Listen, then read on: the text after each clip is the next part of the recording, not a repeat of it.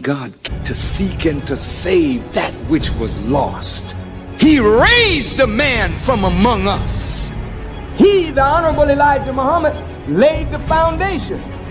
What I'm doing is something that comes from him through me, and the thing that he uses in me to do the work is my faith in him and the word that he taught. To produce men and women who wanted to clean up their life and build an independent nation for the glory of God. And it's like almost human nature that once you're around something a lot, you're familiar with it, you kind of begin to mistreat it. You hear me, Sister Helen? You can kind of mistreat it because you get familiar with it. It's almost human nature. So you always have to remember when you're around the minister, like you can't get familiar and comfortable. And usually the E-team, the other brothers will keep each other sharp. Because I get in trouble. I've gotten in trouble. I get whipped more than anybody else on that team. Every good sibling shares good whipping stories, brothers. Oh, bro, I got plenty. I got all day. But go ahead and give us one. All day. And I get it. I get it. Were you the one with the water thing that we talked about? I think I could have been. You want to share what you remember? I get to chastise. I got so many of those. Okay. But back this humanity, divinity thing is something very, like, we have to, like, really study that. We have to study it. Because look, now, see, because if you're looking at the minister as something divine, and he is, but what about him? Right. What about brother next to him? Right. What about sister? Yes. Right. Like Brother Rashad says to me, he said, so if the black man and woman is God, how do you talk to God? How do you deal with God? You raise your voice? See, it's one thing to talk like, yeah, the minister, but what about how we treat one another? That's right. That's right. So how could I be in the suite faking it with the minister and treat brother in the back disrespectful? Right. Come on. That's right. Come on.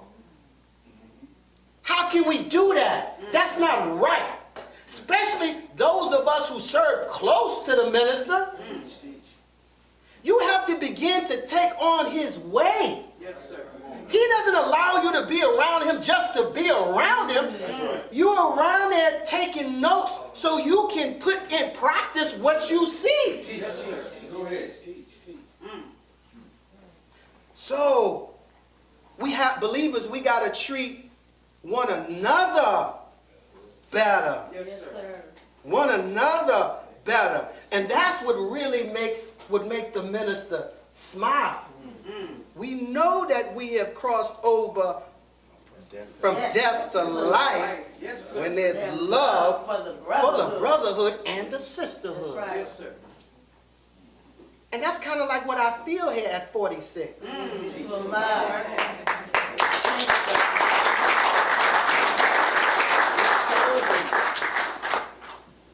Are you ready for the whipping? whipping I story? can, look.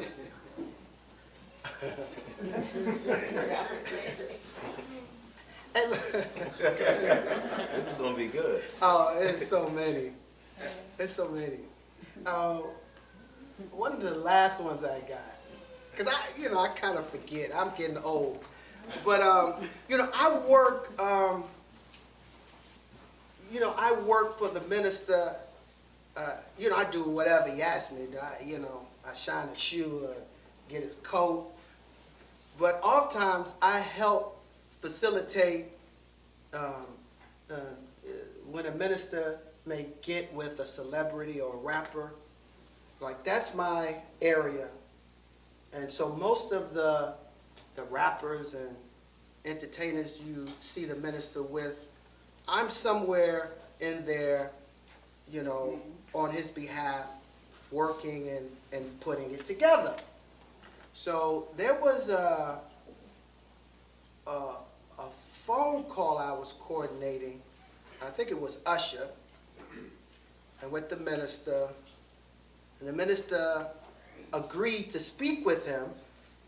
And we were in the palace when the minister agreed to speak with him. Now the next day we're on the road somewhere.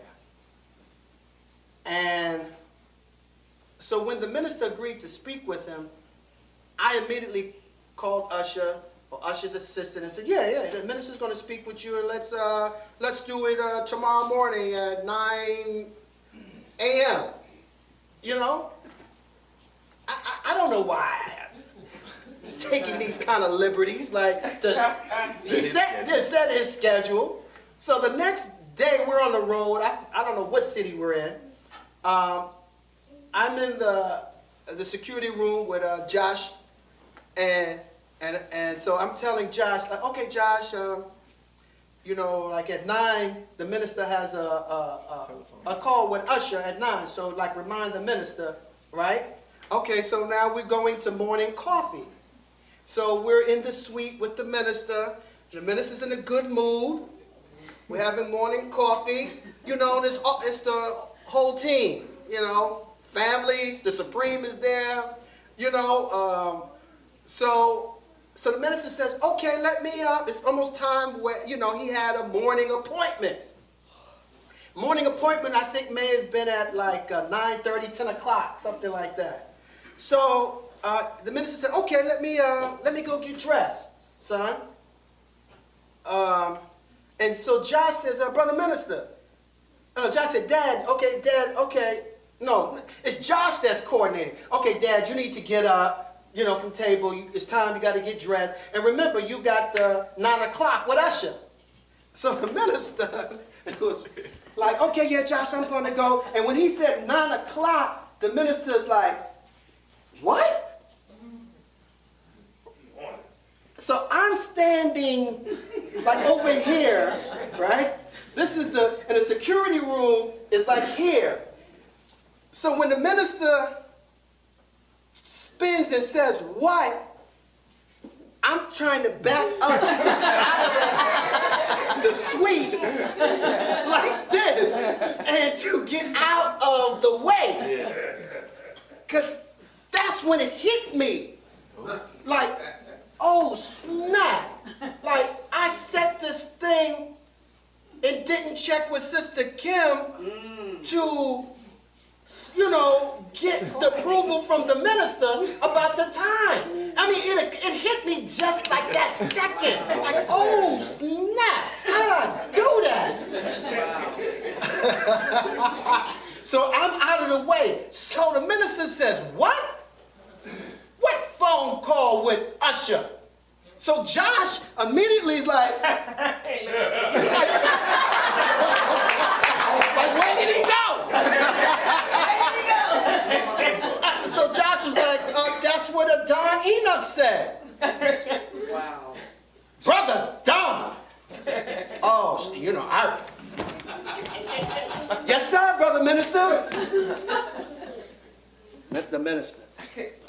Brother, why would you set a phone call without checking with me first?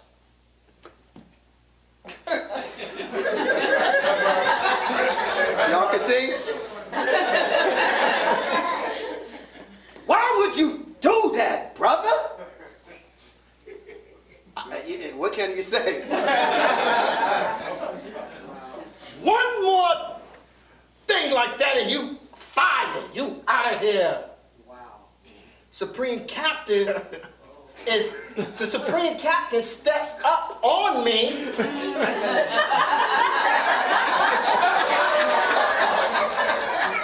That's exactly the height thing. And he's looking, checking to see how you're taking this upbraiding. How you taking this whipping. And he's just looking to see if there's any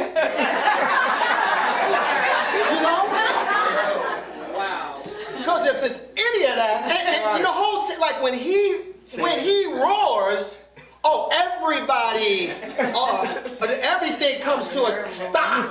It's a tension. And then you see that whole E-team turn on you. Like we were just laughing. We were just laughing. And they looking like, I mean, and serious, this ain't no joke. They are waiting for the word. Right? Okay. Ministers, hi.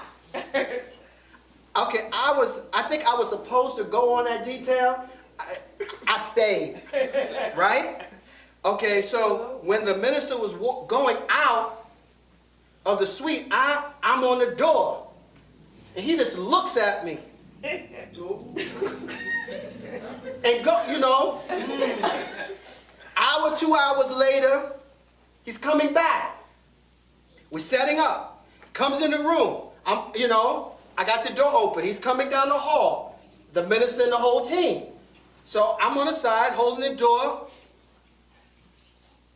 He looks at me again. This is 2 hours later. He goes in the room, right? So the whole E-team comes in, then we go all into the security room. I'm going in the security room with the team. I usually stay in there with him, and they say, Brother Minister, how are you? What can I get you? You want some water? You want your slippers? None of that. I'm going in to get out of the way. I get to the and brother. Yes, sir, Brother Minister. I mean, I was on my way out. No, this is part 2. Ooh. So I run to the minister's sitting like over there, and brother, I spent around, ran to him, took a knee. Brother, I don't understand. When I'm right here, why would you do that? I'm not getting into no dumb explanations like yo, I bugged out and I just said,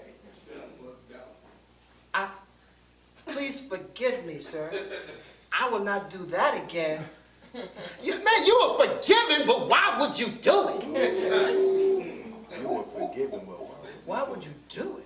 I just kept my head down like, yes, sir, I won't do that no more, sir. I won't do it again. I won't do it again.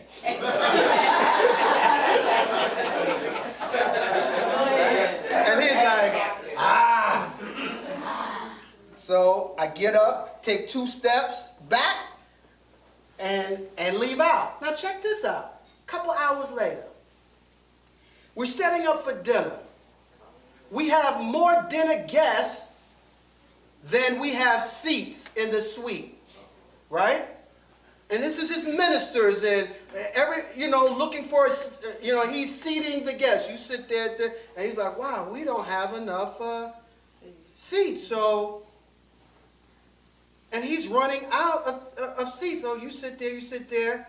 And so I'm standing there, helping people get situated. Brother Don. Yes, sir, Brother Minister.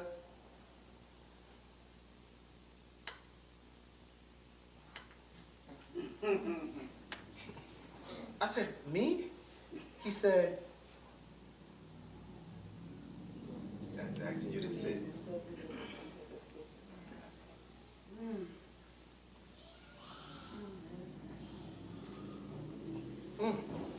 Wow.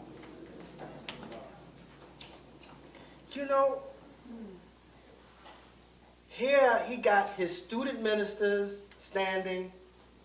He tells me to sit. Yeah, I whipped you earlier. Right. I love you, boy. Sit down. Get some soup. Wow.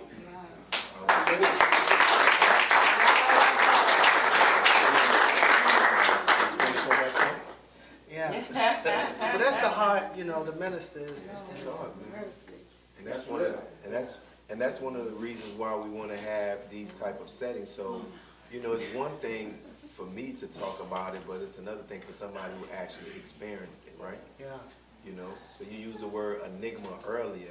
So you just imagine a person that is like myself or somebody that I'm talking about what I heard somebody say about an enigma. They're like, okay. But for somebody who actually experienced this from this man, and we'll make a transition to about 3 more questions and we'll start opening up. Like you mentioned that you also have been, you know, when the minister is meeting with celebrities and things like that, and you play a role in assisting him to do so. And I just want to, if you can talk, there's a lot that we can't talk about, but I want 2 specifically. Let's start off with how you set up. Let's start up with how you, with the Honorable Minister Louis Farrakhan meeting when Eminem had the opportunity to meet him. And for those who may not know, Eminem is this white rapper from Detroit. And the reason why I'm asking that, because I really wanted to ask about Jay-Z first, because I like Jay-Z.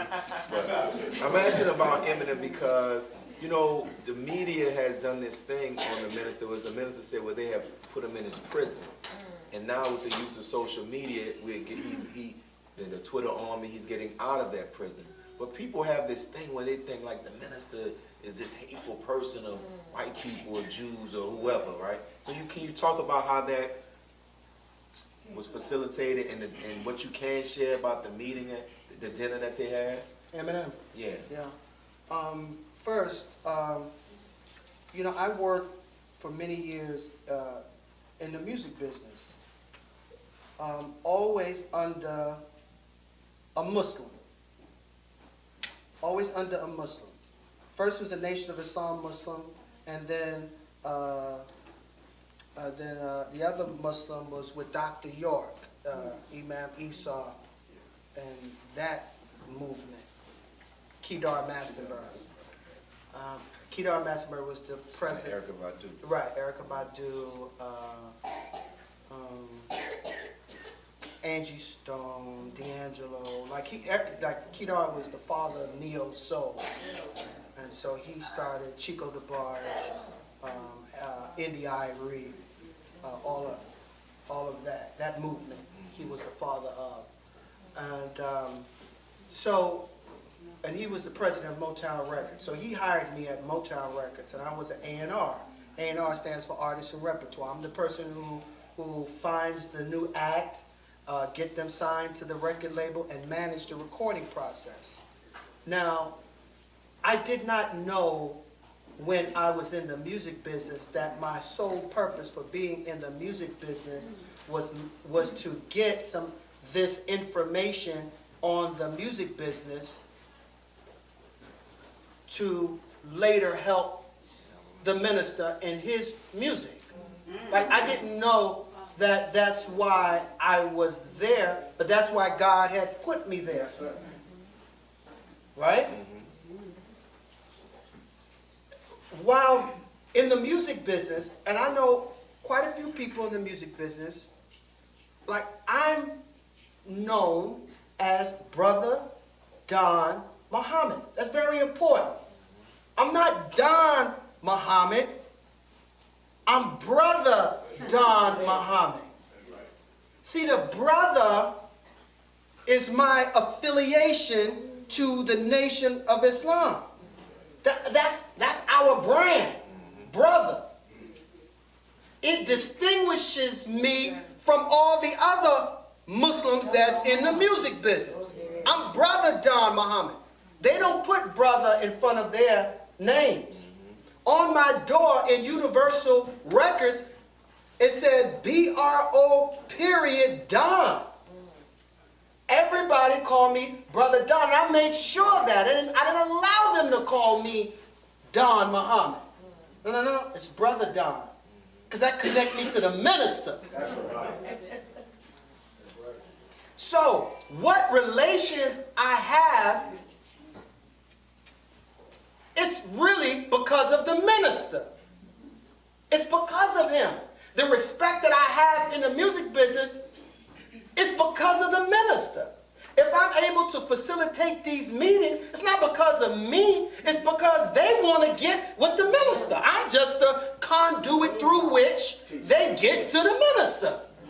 It's the minister that Eminem wanted to get with. It wasn't Brother Don.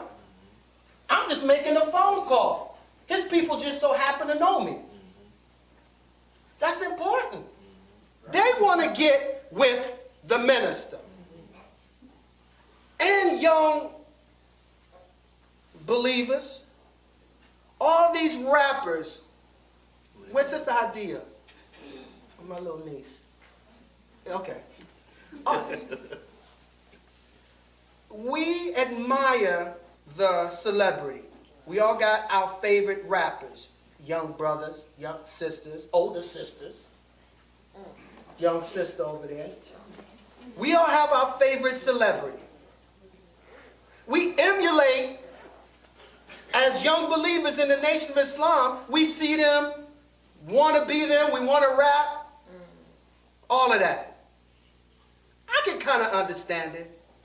But what I want to impress upon you, young brother, is that your favorite rapper wants to sit and talk with and be with your leader and teacher, the Honorable Minister Louis Farrakhan.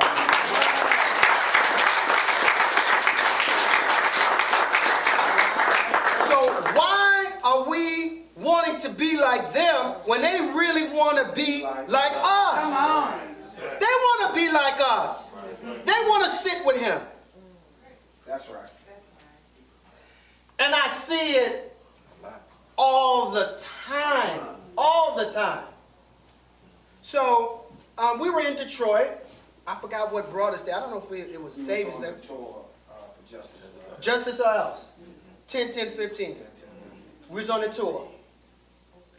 And we were in Detroit. I reached out. He has two managers. He got the big Jew, Paul Rosenberg, and this white girl. And the white girl kind of handles his social agenda. Paul Rosenberg handles the big stuff. The music stuff, I should say. The music stuff. So I reached out to the white girl. Hey, Brother Don, hey. Hey, look, you know, we're in the city. We're in Detroit. Why don't you check with M and see if him and Paul, you all would like to come and have dinner with the minister? Sure, Brother Don, I'll check. She checked. She got back to me. And we had to kind of figure out the time because he had an engagement, what have you. So, like, yeah, but the response was, sure. He and Paul wants to come and meet the minister. So we worked it out the time. They came into the hotel through a back way. The FOI, the E-team facilitated, got him up to the suite. He met the minister, and the minister is a gracious host. He's a gracious host. And M sat down to the table with the other guests and had a wonderful Muslim meal and ate all his food and scraped the plate. Yeah, and the manager, who is Jewish, you know, he was right there next to him, and they were looking at the minister like wow, this is him. Right. And they had very warm, kind, you know, table talk. Afterwards, took some pictures. Minister greeted. Minister offered him to come to visit the farm. You know, when his schedule permits. He hasn't taken advantage of it yet, and you know, it was beautiful. And so we thank you for sharing that. And we talked about, but the minister talked about publicly how he had the conversation with Jay-Z after listening to the album 444 by his I think it's his grandchildren were telling him about it. So you shared with me how that came about. Can you share with everybody else? Yes. So the minister calls me. And you never get used to a phone call from the minister. Never, never, never, never. Never ever. Never ever. So, you know, sister, you know, it pops up base 1. And so, of course, it's Sister Kim. Some like him, Brother Don. Yes, ma'am. Hold for the minister. Like, oh, snap. Like, Helen, like, what? Hey, turn that TV, you know. Yes, sir. Somebody come, Brother Minister. Well, and it's because you don't know why you're being called. What did you do? That's the first thing. Like, oh, Allah, like, what did I do? So you're waiting to hear his wa alaikum salam. However he gives that, it lets you know what the temperature of this call. You know, so you're waiting to, you know, for that. And it's something that you don't ever get used to. We got it the other day. Sister Helen and I were in the movie theater, and the phone vibrate. I'm like, oh man, it's the office. Yes. Sister Kim. Hey, somebody come, Brother Don, where are you? I'm in the movie theater. Step out. Yes, ma'am. All right, I'll be back. I go out theater. Time I get out, my phone is ringing again. Yes, ma'am. Brother Minister? Yes. He's on. Assalamu alaikum, Brother Minister. Wa alaikum salam. Brother, tell me, how did this thing come up? Because I was coordinating something for him. I said, and he said, brother, he said, and give it to me straight. Do not add or take away from it. I was like, oh, Lord. Let me go sit down. So immediately you just start stammering. Well, Brother Minister, it went like this. And I got through it, like I wasn't in trouble, but I was coordinating something, and he wanted to know, like, how it came about. It's not the Jay-Z thing, this is something else. Yeah, and he just wanted to know. So I explained it to him. He said, okay, all right. And you can tell, like, his whole disposition, like, it lightened. And then we kind of got to normal, like, talk. But, you know, it's something on the phone. You don't ever get used to it.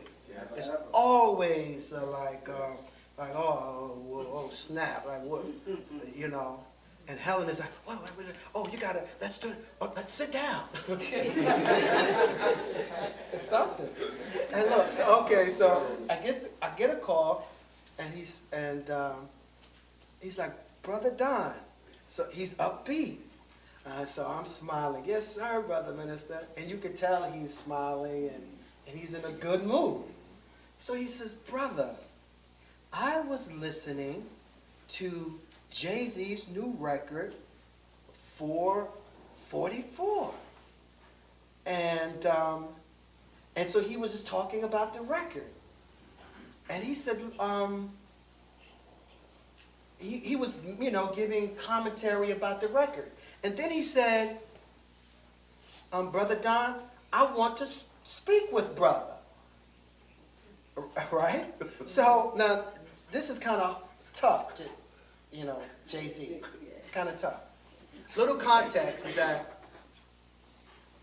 about 3 or 4 years earlier, where I'm at an event with Jay Electronica in Brooklyn. It's called the Brooklyn Bodega. It's an annual summer event. Our brother Jay Electronica is performing. And Jay-Z is performing, like Jay-Z is one of his special guests to come out on his on Jay Electronica's set. Okay, so I'm in the trailer with Jay-Z, and I, you know, reintroduced myself to brother. And said, you know, brother, I work for the Honorable Minister Louis Farrakhan. And the minister speaks so affectionately about you, you know, like our father would do a son. And I said, would you be open to, like, meeting with the minister, you know, offline, wherever at your discretion. So he paused and said, he said, when it's time, it will happen. And that wasn't the response I wanted. Yeah. But I was like, okay, all right. And then he said, his son is one of my best friends. And I said, the Supreme Captain, Brother Mustafa. He said, yes. And I said, yes, sir. And I left it like that. Okay, now, let's fast forward. I'm on a call with the minister. It's 3-4 years later. Now, the minister is asking, he never asked before. He didn't ask me that time.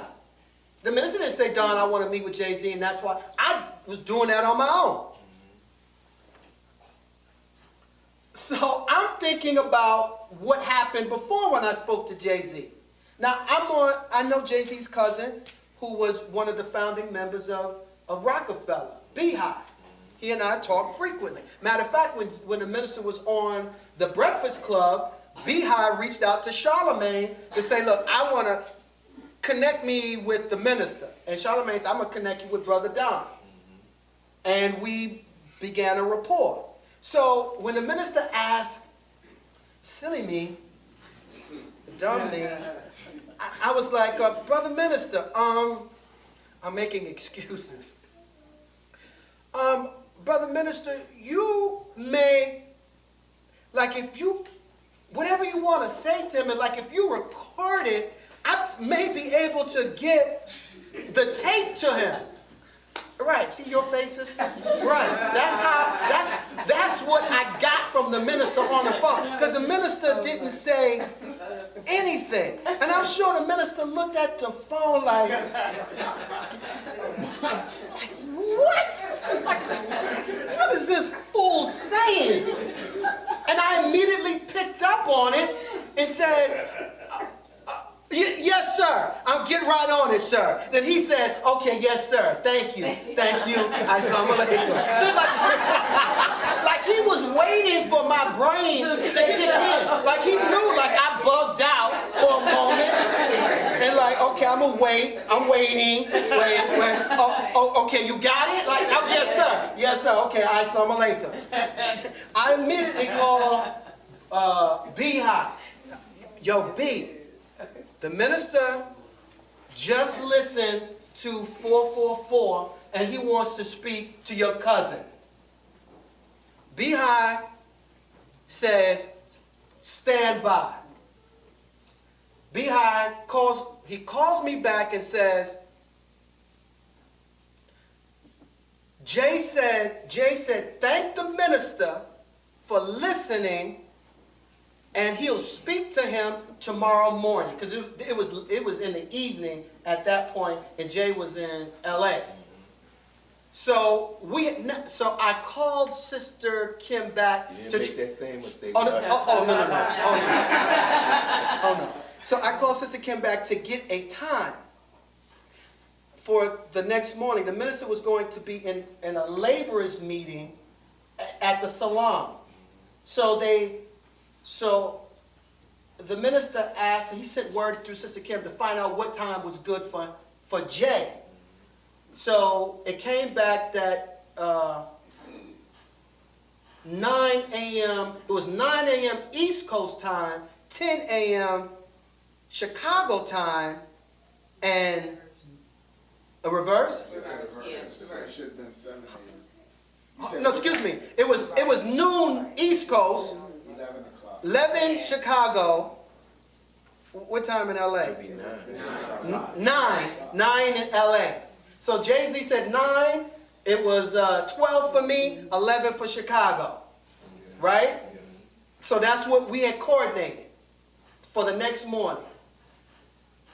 Next morning at 11:30, I'm getting my stuff in order to make this phone call. Because they're going to call, Jay was going to call me. I'm calling Sister Kim. She's giving the minister the phone. Oh, let me say this. See, it happened this time because he asked for it. And what he asked for, God gives him. It goes back to what the Jay-Z statement. And I told the minister what Jay-Z had said later. And he said, brother, that's a very wise statement. Wow. But it didn't happen before when I tried to coordinate it because it wasn't time. The minister didn't ask for it. It wasn't time. And Jay-Z hadn't even like that level that he's in now. That spiritual. It wasn't time, Brother Willie. But when the minister called for it, it all began to fall in place. So 11:45 my time, I'm getting ready for the phone call. Right? 11:59. I'm looking at the countdown from 11:45 a.m. to noon. When my phone got to 11:59 seconds, when the thing turned 12, my phone was vibrating. Wow. From brother Jay-Z. On time, man. On time. He was anxious. He had to have been waiting to make the phone call. No way that my phone would have rang right as soon as it said 12 o'clock, 0 seconds. It was not 10 seconds later, not 12:01, but when it says 12 o'clock zeros, it was vibrating from an unknown number, and I knew it was him. Yes, brother. Sean, yes, brother.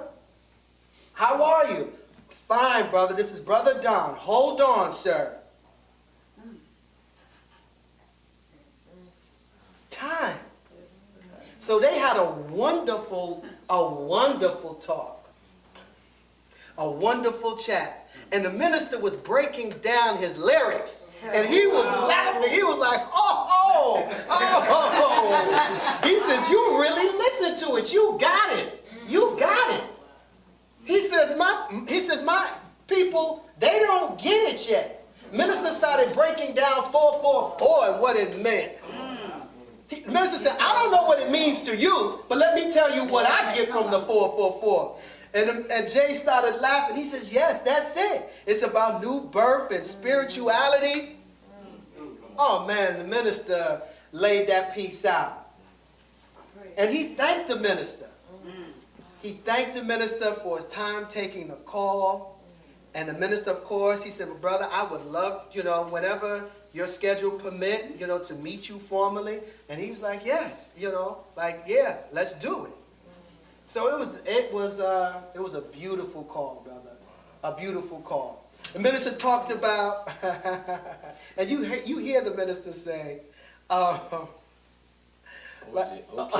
Yeah. No, right. What I don't forget how the line goes, Sister Helen. We always saying it at home.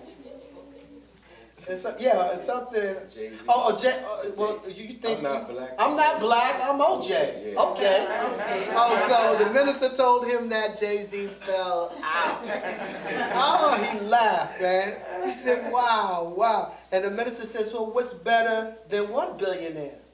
And the minister says, two, especially if they're of the same hue as you. And Jay laughed again. He said, man, you really listen. He was blown away by the Honorable Minister Louis Farrakhan.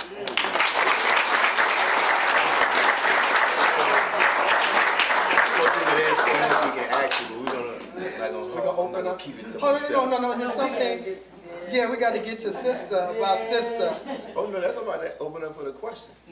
No, I want to tell you about it. Yeah, the sister's not gonna let me forget you. Yes, ma'am. She's raising her hand. Oh, me first? Great. Walaikum salam, ma'am. Thank you so much for coming. Thank you for having me. I want to know your very first experience of actually bearing witness of the majesty of the minister.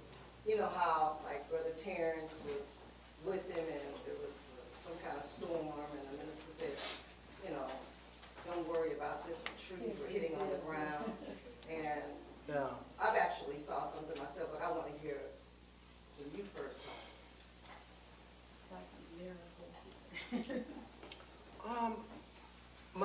goes to, I forget what city we were in, but it was like a hurricane alert. It was a hurricane alert, and it was something terrible outside. And we were up in the hotel, like St. Louis, yeah. And they called for an evacuation, like for us to evacuate the hotel. And the minister was, I think we could have been at dinner. Yes. Yeah. And the minister was as calm as you are right there, brother. And I'm talking about out there had got so black and dark in the wind, and like the building was rocking, and he was as calm and said, no, you're not.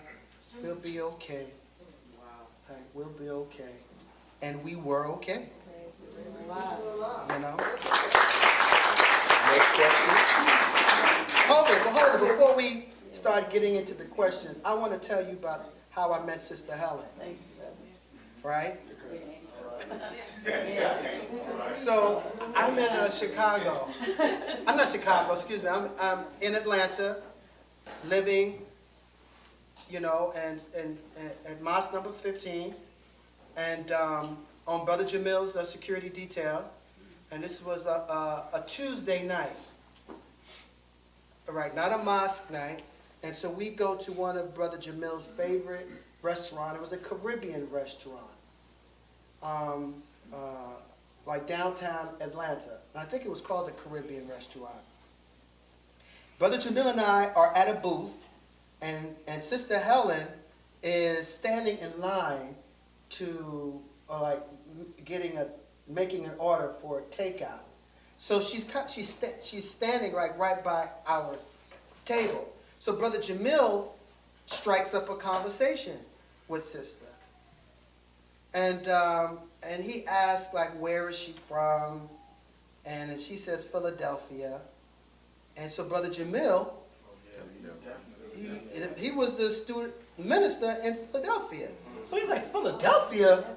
Like where? I'm from Philly. Then she said, well, I'm not really from Philly. I'm from a little town outside of Philadelphia. You never heard of it. It's called Norristown. And I said, I know exactly Norristown. I've been there twice. I used to date a girl from Norristown. She was Miss South Carolina State. And I said, her name was Lois Corley. Do you know her? She says, she was my best friend in high school. Wow. I said, really?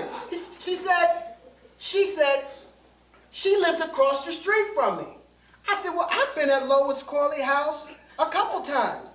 I've probably seen your house. So, like, I thought that was just really, yeah, like it was interesting, like, you know, of all the people.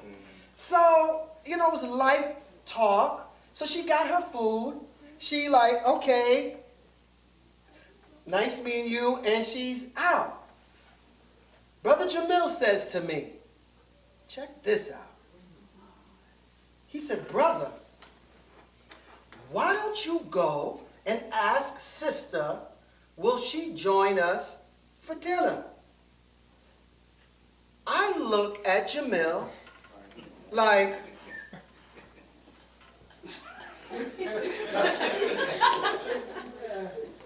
let me tell you my look and the reason.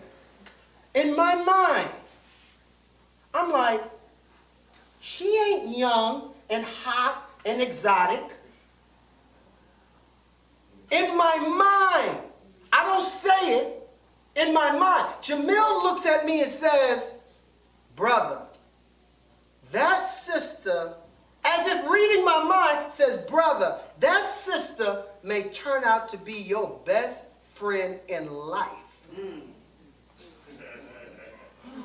And when he said it, it resonated with me so, Brother Pat, that I got up and went to get her. She was at her car getting in. And I said, excuse me. She turned around and I said, would you care to join us? And she looked and said, okay. And she came in and she sat down and she joined us. So we talked. I got her number. She was a student at Spelman.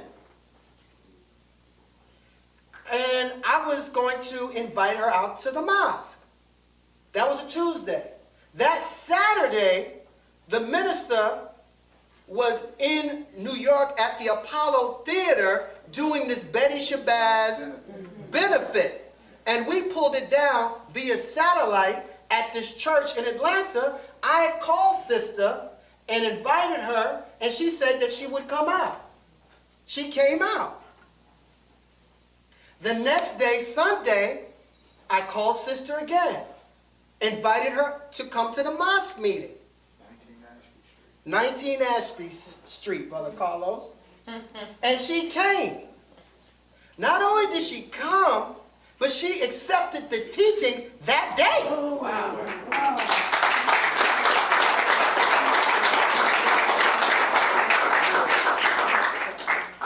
Right? So I was like, no way, like, oh no, like not the first time I accepted the teaching. Oh, she just wants me. You want a man that She's doing this for me. So I'm like, okay, she ain't gonna get me, right? But let's see how far she goes through her orientation. So she, orientation, recite, she's a registered Muslim. I'm like, whoa, like, oh snap, it wasn't about me. And Sister became my friend. She was the sister. I wasn't interested in marrying Sister. She was my friend.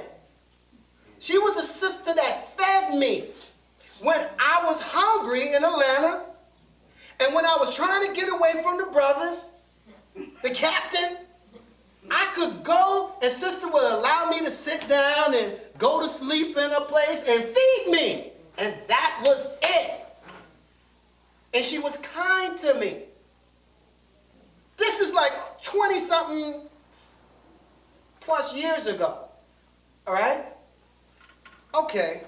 Every Ramadan, like maybe 16 years into the relationship, she's just my best friend. I tell her all my business. All my business. I know she loved me. But I knew that, like, yo, sis, you don't want, I will wreck your life, sister. I will, And she was just as kind and, like, and was a friend. Every Ramadan, when I call myself getting real serious, I say to myself, you got to get married. You got to get married. And so I'm running through my mind of all the sisters I know that I'm semi-interested in. Sister will come up in there somewhere, and I would dismiss it. Oh, no, like, that's my friend. No way. To myself. This is like 3-4 Ramadans in a row. So, like, maybe the 4th Ramadan, it says, a conversation with myself, well, who's the sweetest woman you know? Immediately, she was at the top of the list. I still resisted it. Right? She ain't young and hot. Then it says to me, I thought you was deeper than that. Oh, you're Enoch and you walking with God? You're thinking like a savage. You're thinking low. How come you don't reflect the thinking of God? Ain't God teaching you better than this? I'm like, ooh, damn, with myself, right? Yeah, by the next Ramadan came around, I am like, oh, well, I'm going to do this with sister, but I ain't telling her.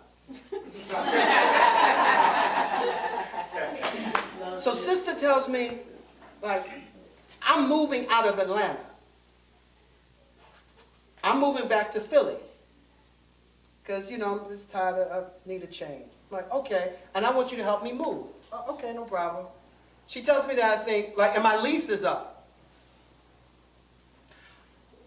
Okay, so I think it was like in August of that year. So as we getting closer to it, she's like, remember, you're helping me move. Okay, all right. I drive to Atlanta, she has the big rental truck, she's moving out of a place, and now so she thinks we're driving to Atlanta. No, we're driving to Philadelphia. We stop in South Carolina at my place, right? Where she's been many times because the whole family knows her. I know her family. Her family knows me because any big thing that's going on in our lives, we're there. She's my friend. We stop South Carolina.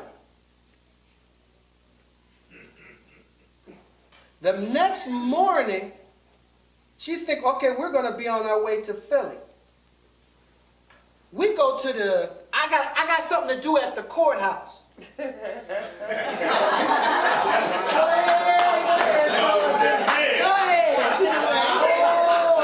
need you to ride with me. Go ahead. This is a new level of respect. We're in the courthouse, so I'm talking to the clerk, trying not let the clerk hear what I'm saying. You know, how you get married, like what you gotta do. While she's sitting back there, so I get the paper, you know, okay, you gotta fill this out, fill this out. I'm filling it out up there. Okay, this is where the woman's name goes. So I take it and then give it to her. And she's like, well, what is this? And she,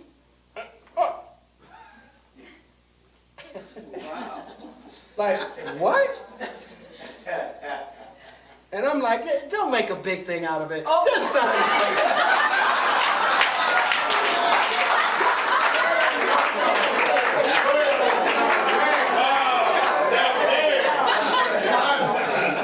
Like, save me the drama. I don't want no tears and all that.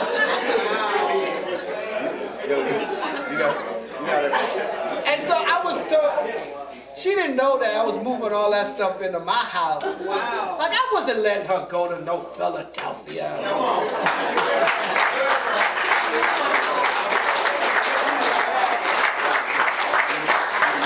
Hold on, I ain't finished.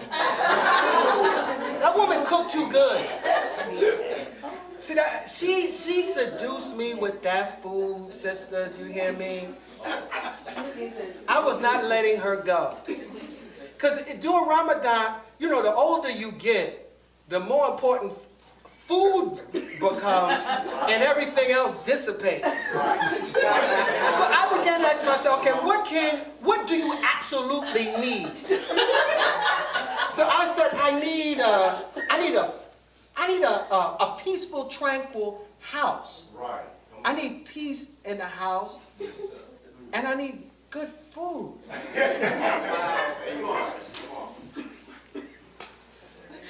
So it became, she was the most sweetest, the most peaceful sister.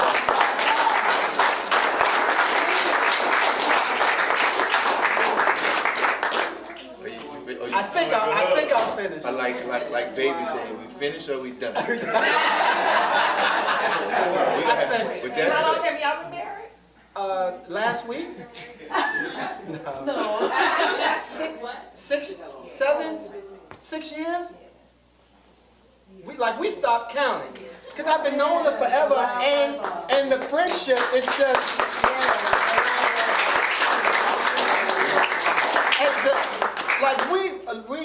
we are friends. And the most consistent thing at our house is laughter. We constantly laugh. Wow.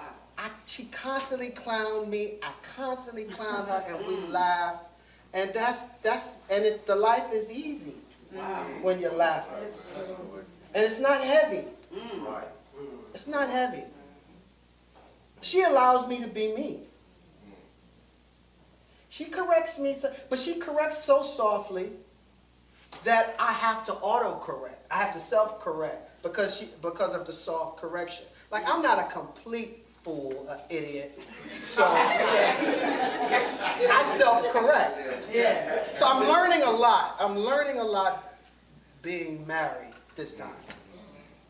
And you got a lot of single brothers gonna be waiting for Ramadan, bro.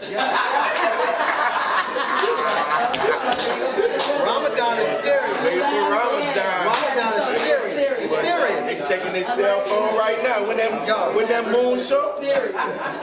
Serious. You know, and the minister asked me, so maybe about a year or so in, he said, "So brother, how was the married life?" And I said, "Brother minister, it's peaceful." He said, "Yes, that's it. That's it, brother. Peaceful." All right, we're ready for the next one.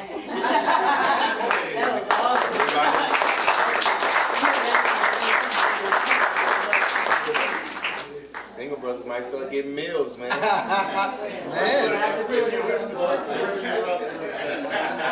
Any questions?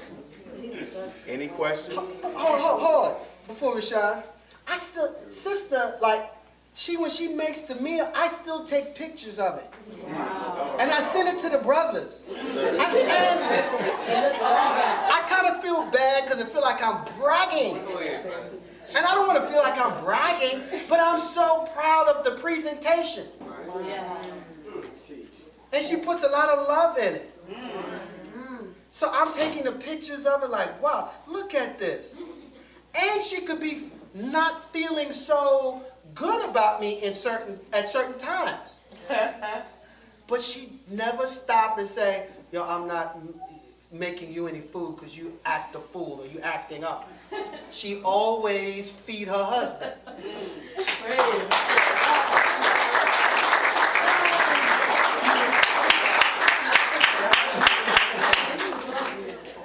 Brother Rashad.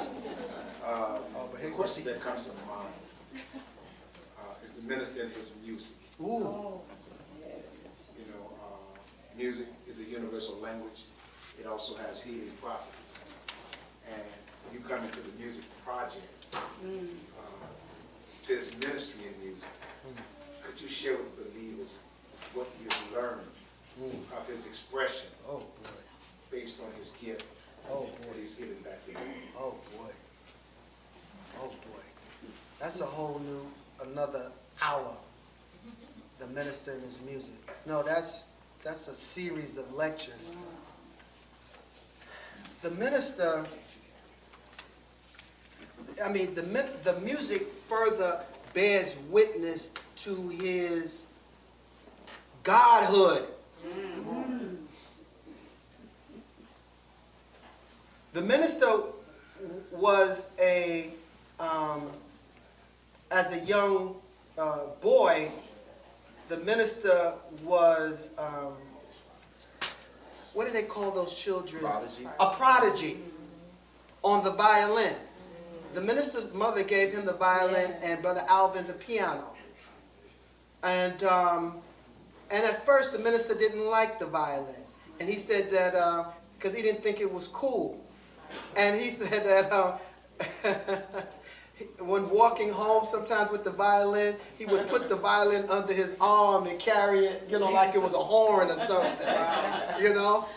But the minister, as a child, was a prodigy. And, you know, the violin is the most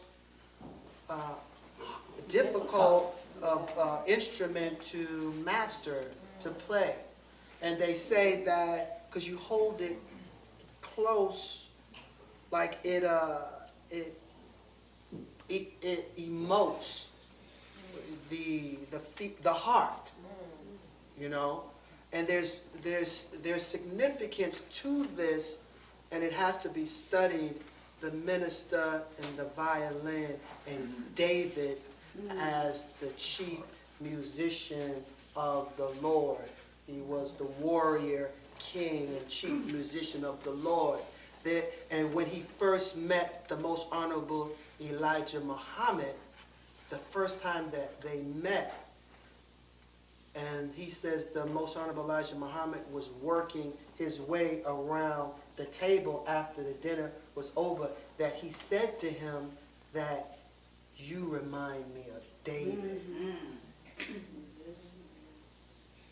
So the minister was this child prodigy and exceptional on the violin, and even was on a very, very popular amateur hour show called the Ted Mack Show, you know, as a young boy. And you can find that footage on YouTube. Yes, right.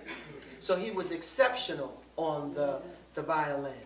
And as he got older, the minister, you know, became quite the calypso star and was really on his way to becoming like a Harry Belafonte and bigger.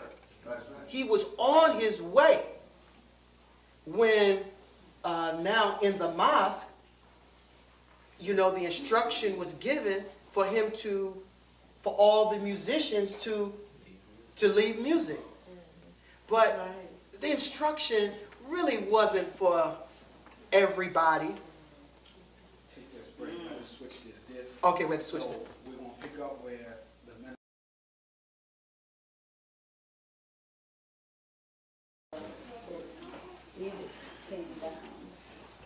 So the instruction was given to the minister that he had to give up his, not to the minister, but to all of but it was for the minister. Yes. It was for the minister.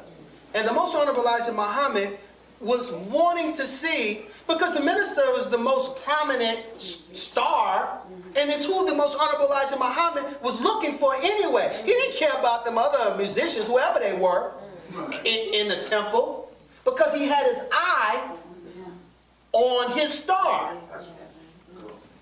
Minister Farrakhan was Elijah's star. And maybe the minister didn't know at that time, and probably didn't. But the Most Honorable Elijah Muhammad wanted to see if he was going to give it up. And soon as, and it was told to him because the minister had a gig that day, so he had missed the mosque meeting. He came uptown to get some soup. And while getting some soup, the brother says, you know, Brother Louis, I don't know if you heard, but, you know, he's spilling the beans. Right. You know, that, you know, the word came down from Chicago that everybody in music got to get out. And the minister was like, whoa. And the minister said he got up from the table, and he said he walked outside, and he took 30 paces. And he says, I can live without music, but I cannot live without the truth.